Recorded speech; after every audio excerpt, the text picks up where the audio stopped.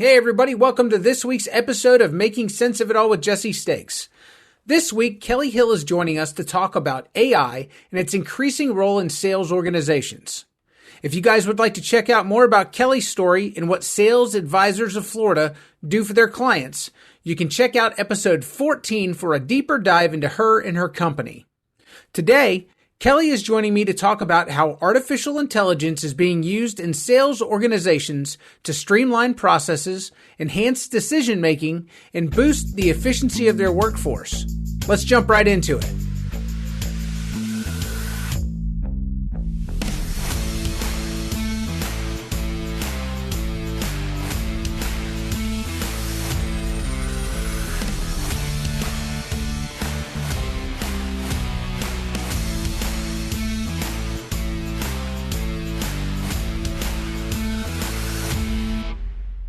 She is the CEO and sales optimization expert for Sales Advisors of Florida. Kelly, thank you so much for coming back on the program. You are welcome, Jesse. I'm happy to be here. Always fun to talk to you. Absolutely. So this time we get to kind of talk about things rather than just telling a story and kind of giving your backstory and who you are. We get to kind of dive into some topics, and I was really excited this week to talk about what we're going to talk about, because we're actually talking about AI and how it's integrated into people's sales processes, how people are utilizing it through sales nowadays. And it's such a huge topic. It's such a relevant thing to discuss right now. I'm very happy that we could spend the time to do this. Yeah, me too. It's funny because even over the last 6 months, a lot of people were talking about AI, not quite understanding it or what it could do, but there's been a huge learning curve. And now I think there's a lot of people out there saying, how can I use this to be more effective in my sales process? So I agree with you. It's a very hot topic. Well, I feel like it's that old saying, confused minds say no. And so it's like the first thing that people feel is kind of a fear of the unknown. But then as that education seeps out into the marketplace, as they see their infographics pop on their LinkedIn or on their social media, they start to learn enough to feel dangerous. And they're like, okay, maybe this is something I can use. Yeah, and I think there was a certain fear associated with it, like the machine world is going to take over or it's not secure. I mean, there were some big blunders in the beginning that the press wanted to share with everybody, but I think people have even got past that. They're starting to see the value in it as a tool. And certainly it's a tool, really focused on improving efficiencies in the workplace and using more automation to take some of those inefficiencies out of the workplace. So that's great. I'm excited about how it's going to revolutionize the sales process. I couldn't agree more. And I think that to that point, the biggest thing that I think that I heard was that they were afraid that it was going to replace people's jobs. They hear artificial intelligence. The first thing that comes to mind is robots, things like Terminator, things of essentially showing that machines are the Matrix, any of these dystopian movies where machines rise up to try to replace human beings. And so we don't have to bring in violence to it. But when you talk about the workplace, people are afraid, okay, this machine can work 24/7. It doesn't need benefits. You don't have to pay taxes on its wages. It's going to take my job. That's the first fear that everyone felt. Yeah, and that's always where the doubters go, right? But the reality is we don't have a strong workforce as it is right now, and it's not going to change. So this will allow us to be much more effective with the people we have and to get better results by using technology. I think one of the best things that I've heard somebody said to me was they said, AI is not going to replace the workers. It's going to make you better. It's going to make you more Yep. efficient. It's going to look better than you actually are. Yes, absolutely. It's going to help all of us up our game. So look more professional, be more professional, take a lot of those automated processes. The manual processes that are subject to a lot of individual interpretation and execution and standardize those and get a higher level of professionalism. No doubt. Well, my goal with our conversation today is, I think that there are still people out there, they have gotten a little bit more comfortable with the concept, but I'm hoping to demystify some of these things and not just ease people's minds, but actually point them in the right direction as far as how AI can actually help them be more efficient, streamline their processes, actually drive, increase productions for sales organizations. That's great. And I'm sure, we're going to cover a lot of topics, but if everybody could just think about what's important to them, I'm sure they'll have at least one or two great takeaways because we're going to talk about both how to incorporate things like ChatGPT in a general sense AI, and then talk about some cutting edge AI assisted tools that are being used in sales organizations. So I think it's going to be really great information. No doubt. And the great part is that if people are left with questions, Kelly Hill is a real person. She exists on LinkedIn. You can message her and you guys can start a conversation. Bring it on. I love it. Awesome. So let's start with streamlining people's processes. As far as when people are talking about utilizing AI to streamline their sales process, what does that mean? So, it can mean anything from helping you write effective email campaigns instead of having to do all that work yourself or wait for marketing to do their part in that process, to basically automating the whole sales outreach process. So, there are lots of technologies that are being developed. They're not all great. In fact, there are just a few right now that I would consider great. But ultimately, it's going to allow salespeople to handle inbound leads from the AI process. So they're generating the leads, and then we're in a position where you do need that human touch to kind of answer the questions and to your point, talk people through that decision making process. So I think it's really going to be usable to almost any organization, no matter what your current appetite is for automation. Well, and it makes me think it's kind of like those old pictures where you'd see a caveman and it kind of turns into the modern day man. And it's like, a series of multiple pictures. And what it makes me think about as a salesperson, at one point in time, somebody dropped a phone book on your desk and said, good luck. But then things got a little bit more efficient and they started creating lists.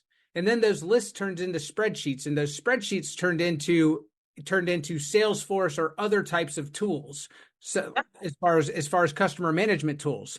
And now we're talking about actually having something that truly interacts with our customers and that weeds through some of the junk and actually hands us and says, here's the stuff that you actually should work on. I mean, to me, it's amazing. It's Yeah, progress. buyer intent has been a huge development when it comes to lead generation and list generation because now you put in your criteria for finding people that meet your ideal client profile, and you just used to get a bunch of names and a bunch of titles and email addresses and telephone numbers. Well, you didn't know where they were in their buyer process. So you ended up still doing a lot of that drudgery work of sequence emailing, calling, and connecting on LinkedIn. Now all of that basically can be fine-tuned. So you're only finding people that have recently exhibited an interest in whatever it is you have that you want to talk to them about or sell them. So it's taking it to the next level of finding people that are much more ready to buy. And as a salesperson, I would imagine that would allow you to specialize truly get to know your product, truly get to hone your own expertise around presenting and closing your service or product. Yes? Yes, and that's the most important part, right? So once the leads are qualified, we know we have good leads, we have a higher conversion rate. Well, if you're dealing with a bunch of data that you don't know if those people are qualified or not, that sucks up a lot of resources. So having qualified leads to start with allows us to focus more on being better at making sure that they want a proposal, they need a proposal, not wasting people's time generating proposals that aren't going to convert. And then being that solution provider. I mean, I love it because sales, of course, has a spectrum of how it's executed from a very unpleasant experience all the way up to having a trusted advisor. And I think AI is going to position us better to be trusted advisors, where we don't have to worry about tricking people into saying yes, like the old way of selling has been. Right.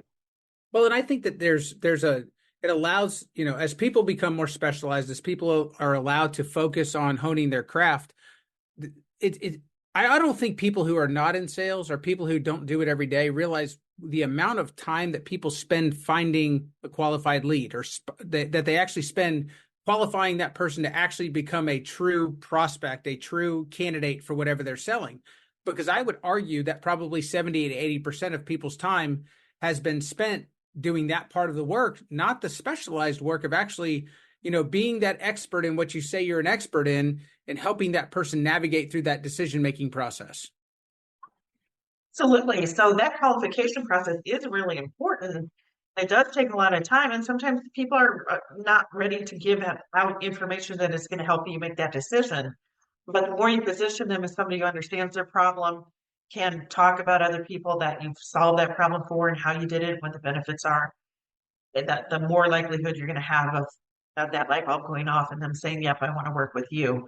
So I think we can shortcut that whole process just by having people that have already demonstrated buying signals, and they think it's they'll think it's divine intervention that you found them right at the same time they were thinking about something like you offer.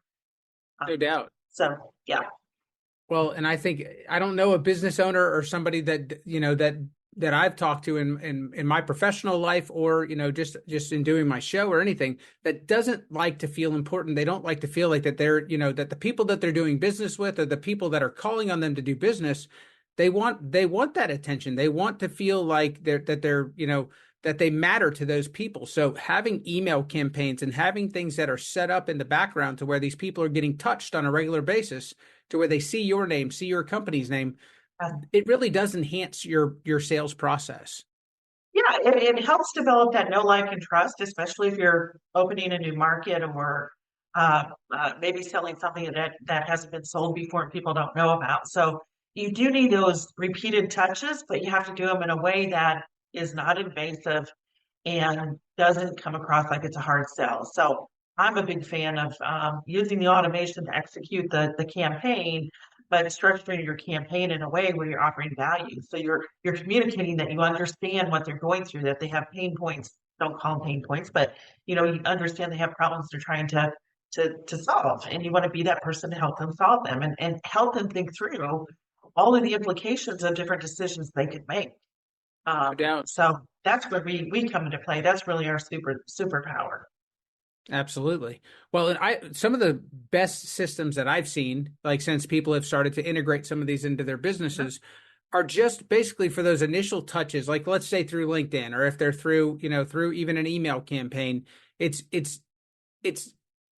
it's automated until that person engages. Essentially, Yeah. once that person engages in the conversation and they say, I'd like to learn more, or yes, I would like to talk to you, then immediately that person gets a notification with bells and whistles and sirens around it saying, hey, this is no longer needed to be automated. You have a person who would like to speak to you. And so you're never losing control of that conversation. You're never taking your talent and skill away. It's just allowing you to deploy your talent and skill to where it's actually needed, not into the abyss where you have no idea if you're talking to a person whether they want to do business with you or not.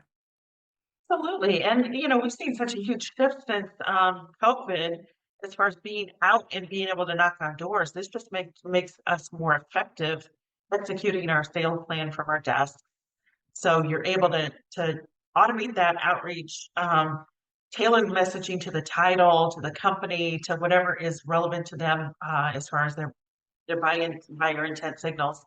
And then dovetail exactly into when they're making a decision. So helping them, they've got the general level of knowledge because they all do their research, but you're the one who's going to help them become an expert.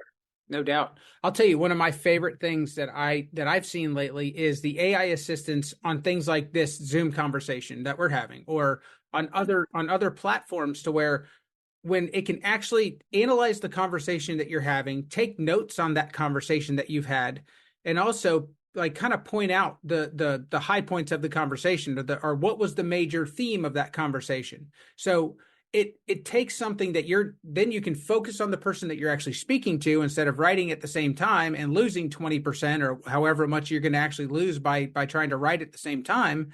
And that information is captured and that it's being distilled down to a usable format by your AI assistant. I think that's pretty cool.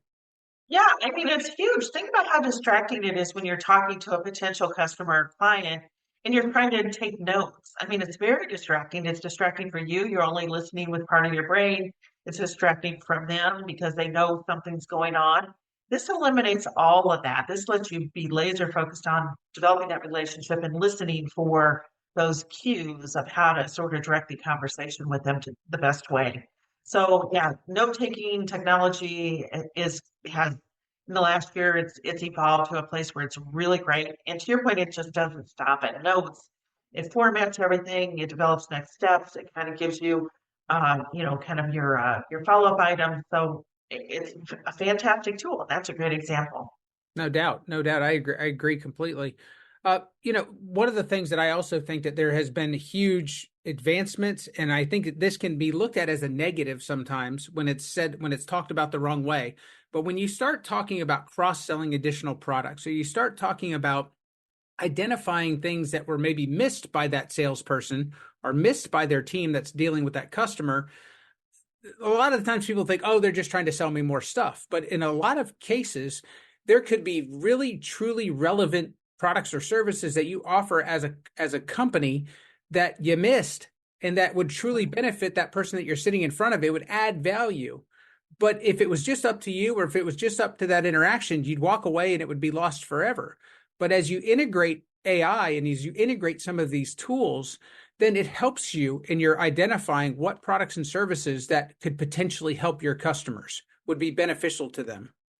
Exactly. We talked about an example while we were chatting before we actually started recording, where with AI assistance, with GPS, with geofencing, all those things are all allowing us to be more specific about serving the people that need what we want and need it now.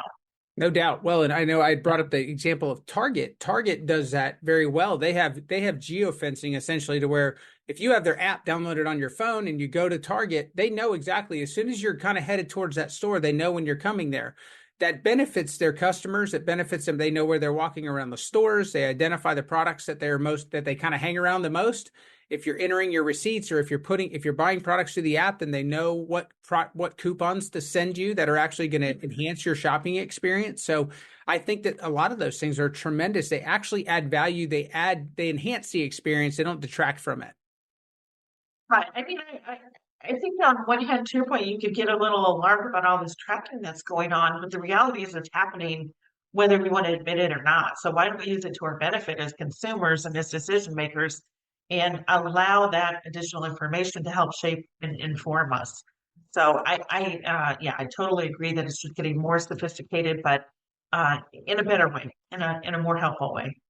I couldn't agree. And I think I couldn't agree more. But we talk about all this stuff kind of on the front side of the sales process, but as after you have met with your client or after you have made a sale to your client, they're also utilizing these tools and these services to help enhance the experience of that customer after they've kind of come aboard. Yes?